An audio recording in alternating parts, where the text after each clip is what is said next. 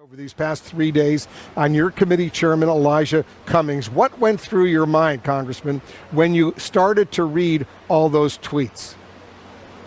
Wolf, I said he picked the wrong target. Elijah Cummings is respected not just by Democrats. Mark Meadows respects him. Jim Jordan respects him. He speaks with great moral authority. And you saw how Elijah Cummings responded to President Trump. He didn't engage in personal insults. He said, Mr. President, I'm still willing to work with you on prescription drugs. So this is going to backfire on the president. As the chairman of the House Oversight Committee, and it's a powerful committee, Elijah Cummings has clearly aggravated the president by focusing in on conditions at the border with Mexico, for example. And now your committee is out with another report on the administration's relationship with Saudi Arabia and the possible transfer of nuclear technology to that country. What can you tell us about this? Well, it's very concerning that the administration may have initiated plans to transfer nuclear energy to Saudi Arabia without coming to Congress, without getting any notification or giving notification to Congress, and they owe the American people an explanation. The problem with the president is he doesn't understand oversight. Chairman Cummings isn't going after the president personally. He's just doing his constitutional duty. The other news, Congressman, we're following, of course, is the president's decision to nominate Republican Congressman JohnRadcliffe to serve as the director of national intelligence. Do you believe he's qualified?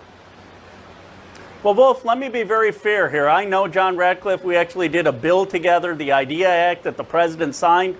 My view is that he ought to have the opportunity to make his case, but there's serious questions he needs to answer. One, is he going to be an independent voice? Two, what is his background in intelligence? Three, is he going to be able to stand up to this president and talk compellingly about Russian interference? I believe he should have the opportunity to make his case.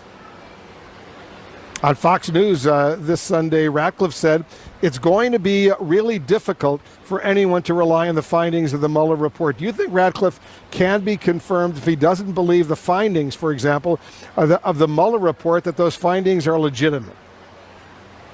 No, I think he has to at least acknowledge that Mueller's conclusions about Russian interference are legitimate, and he has to assure people that he will take steps to prevent that from happening. I mean, you have Mr. Mueller testifying that the Russians are still interfering. I can't see how you have a director of intelligence who isn't going to deal with that threat. I think he should have the opportunity to make his case, but he has some very serious questions to answer.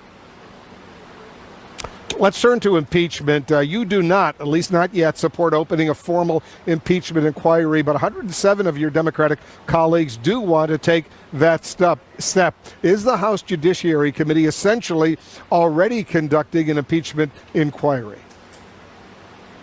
Here was the big news.